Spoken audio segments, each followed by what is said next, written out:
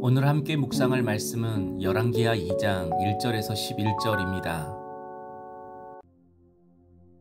맞은편 여리고에 있는 선지자의 제자들이 그를 보며 말하기를 엘리야의 성령이 하시는 역사가 엘리사 위에 머물렀다 하고 가서 그에게로 나아가 땅에 엎드려 그에게 경배하고 그에게 이르되 당신의 종들에게 용감한 사람 50명이 있으니 청하건대 그들이 가서 당신의 주인을 찾게 하소서. 염려하건대 여호와의 성령이 그를 들고 가다가 어느 산에나 어느 골짜기에 던지셨을까 하나이다 하니라. 엘리사가 이르되 보내지 말라 하나 무리가 그로 부끄러워하도록 강청하매 보내라 한지라. 그들이 50명을 보냈더니 사흘 동안을 찾되 발견하지 못하고 엘리사가 여리고에 머무는 중에 무리가 그에게 돌아오니 엘리사가 그들에게 이르되 내가 가지 말라고 너희에게 이르지 아니하였느냐 하였더라. 그 성읍 사람들이 엘리사에게 말하되 우리 주인께서 보시는 바와 같이 이 성읍의 위치는 좋으나 물이 나쁨으로 토산이 익지 못하고 떨어지나이다. 엘리사가 이르되 새 그릇에 소금을 담아 내게로 가져오라 하매 곧 가져온지라. 엘리사가 물 근원으로 나아가서 소금을 그 가운데에 던지며 이르되 여호와의 말씀이 내가 이 물을 고쳤으니 이로부터 다시는 죽음이나 열매 맺지 못함이 없을지니라 하셨느니라 하니 그 물이 엘리사가 한 말과 같이 고쳐져서 오늘에 이르렀더라. 엘리사가 거기서 베델로 올라가더니 그가 길에서 올라갈 때에 작은 아이들이 성읍에서 나와 그를 조롱하여 이르되 대머리여 올라가라 대머리여 올라가라 하는지라. 엘리사가 뒤로 돌이켜 그들을 보고 여호와의 이름으로 저주하매 곧 수풀에서 암곰 둘이 나와서 아이들 중에 42명을 찢었더라. 엘리사가 거기서부터 갈멜산으로 가고 거기서 사마리아로 돌아왔더라. 엘리야 선지자가 하늘로 승천했습니다. 그때 엘리야의 겉옷이 땅에 떨어졌습니다. 이렇게 엘리야와 이별을 한 엘리사는 땅에 떨어진 엘리야의 겉옷을 요단강 물에 내리치면서 슬퍼했습니다. 그런데 엘리야의 겉옷을 요단강 물에 내리칠 때에 요단강이 갈라졌습니다. 조금 전 엘리야가 행했던 능력입니다. 그런데 엘리사에게도 동일한 능력이 나타난 것입니다. 그런 의미에서 오늘 본문을 통해 우리가 알 수 있는 첫 번째 메시지는 그리스도인은 반드시 영적인 권위가 있어야 한다는 것입니다. 하나님은 요단강이 갈라지는 기적을 통해서 하나님의 능력이 엘리사 자신에게 임했음을 알게 하셨습니다. 방금 전 엘리야에게 간절히 구했던 당신의 성령이 하시는 역사가 갑절이나 내게 있게 하소서라는 간구가 응답되었음을 알게 하셨습니다. 그런데 하나님의 능력이 임했다라는 것을 엘리사만 느낀 것이 아니었습니다. 엘리사를 지켜보고 있던 다른 선지 생도들도 엘리사의 능력을 똑똑히 보았습니다.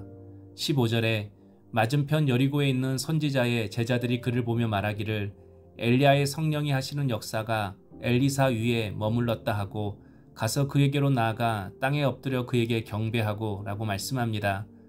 성령의 역사가 엘리사에게 임하는 것을 보고 이제 그들이 따르고 순종해야 할 분은 엘리사 선지자임을 알았습니다. 아마 그들 중에는 엘리사보다 먼저 선지자 학교에 들어온 사람도 있고 나이도 더 많은 사람도 있었을 것입니다. 그런데 선지 생도들 모두 엘리사가 행하는 능력을 보는 순간 엘리야의 사역을 엘리사가 계승했음을 부인할 수 없었습니다. 이처럼 영적인 권위는 말로 생기는 것이 아닙니다. 어떤 힘이나 회유를 통해서 얻어지는 것도 아닙니다. 영적인 권위는 하나님이 주셔야 합니다. 하나님이 알게 하셔야 합니다. 바로 성령의 능력입니다. 하나님이 세우신 종은 언제나 성령의 능력으로 일해야 합니다. 그래서 언제나 성령의 능력을 구하는 사람이 하나님의 사람인 것입니다. 사람들은 내 앞에 있는 리더가 하나님의 능력으로 일하는지 자기 열심으로 일하는지 또 하나님의 지혜로 일하는지 자기꾀로 일하는지 금세야 합니다. 그리고 그 성령의 권위 앞에 다들 순종합니다. 그러므로 우리 그리스도인들은 성령의 능력과 지혜로 살아가야 합니다. 베드로도 은과 금은 내게 없거니와 내게 있는 이것을 내게 주노니 나사렛 예수 그리스도의 이름으로 일어나 걸으라 라고 선포했습니다. 결국 우리를 살리고 회복시키는 것은 하나님의 능력이라는 것입니다. 적용 질문입니다. 나에게는 영적인 권세, 영적인 권능이 있습니까? 가족이나 사람들이 내 말을 안 따라준다고 실망하고 원망하십니까? 아니면 내 안에 그들을 감동시키고 변화시키는 성령의 능력이 없음이 인정되십니까? 성령의 능력으로 나의 배우자와 자녀를 고쳐달라고 겸손히 기도하지는 않고 말로만 큰소리치고 자주 화내지는 않습니까? 오늘 본문에서 발견하는 두 번째 메시지는 성령의 지혜가 없으면 헛수고하는 인생을 산다는 것입니다. 엘리사를 지켜보고 있던 선지 생도들이 엘리사 선지자 앞에 무릎을 꿇었습니다. 그런데 엘리사의 말에 귀를 기울이기보다는 엉뚱한 청을 합니다. 바로 엘리야 선지자의 시신을 찾게 해달라는 것이었습니다. 16절 말씀에 청하건대 그들이 가서 당신의 주인을 찾게 하소서 염려하건대 여호와의 성령이 그를 들고 가다가 어느 산에나 어느 골짜기에 던지셨을까 하나이다 하니라. 엘리사가 이르되 보내지 말라 라고 말씀합니다. 선지 생도들은 엘리야의 겉옷이 땅에 떨어진 것을 보고 엘리야가 하늘로 올라가다가 땅에 떨어질 수 있다고 생각한 겁니다.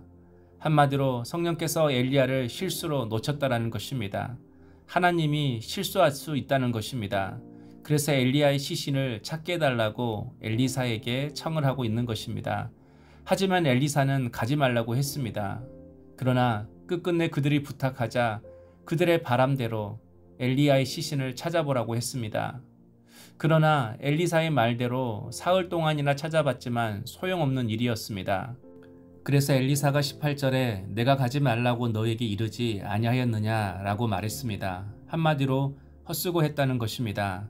성도 여러분, 선지 생도들은 엘리사가 엘리야를 붙잡고 성령의 능력을 달라고 간구했을 때 멀리 서서 바라만 보았습니다. 방관하고 무심했습니다. 그런데 엘리야의 시신 찾는 일에는 사흘이나 쫓아다녔습니다. 어쩌면 엘리사가 하나님의 능력을 구하는 것보다 더 열심히 시신을 찾았습니다. 이유가 무엇입니까? 하나님을 온전히 믿지 못하기 때문입니다. 엘리야도 이 세상을 못 바꿨다. 그러니 능력받아서 무슨 소용인가? 하나님도 엘리야를 하늘에서 놓칠 수 있다. 그들 안에 있는 숨겨진 불신들이 자꾸자꾸 하나님의 일에는 방관하게 했습니다. 반면에 세상 일에는 수고하게 했습니다. 자신이 하나님의 실수를 만회할 수 있다고 생각하는 것입니다. 자신들이 노력하고 계획하고 서로 머리를 맞대어야 일이 되어진다고 생각하는 것입니다. 그러나 하나님은 실수하지 않으십니다. 그래서 하나님의 능력과 지혜를 믿는 사람은 멈춰야 할 때 멈추고 인내해야 할 때 기다리고 달려가야 할 때 최선을 다하며 순종하며 일을 감당하는 사람이 될 수 있습니다. 그러나 믿음이 없으면 하나님께 묻지 않습니다. 그래서 결국 멈춰야 할 때 달리고 달려야 할 때 멈춥니다. 한마디로 헛수고하는 인생을 사는 것입니다. 적용 질문입니다. 지금 사흘 동안이나 수고하면서 찾고 구하는 것은 무엇입니까? 하나님이 가지 말라고 하는데 듣지 않고 가고 있는 곳은 어디이며 가려고 하는 곳은 어디입니까? 나의 노력과 수고에도 얻지 못했을 때 여러분은 하나님 앞에 엎드려 그분의 말에 귀를 기울입니까?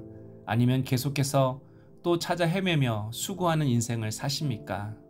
기도하겠습니다. 하나님, 은과 금이 아니라 예수의 능력, 성령의 능력으로 살아가게 하옵소서.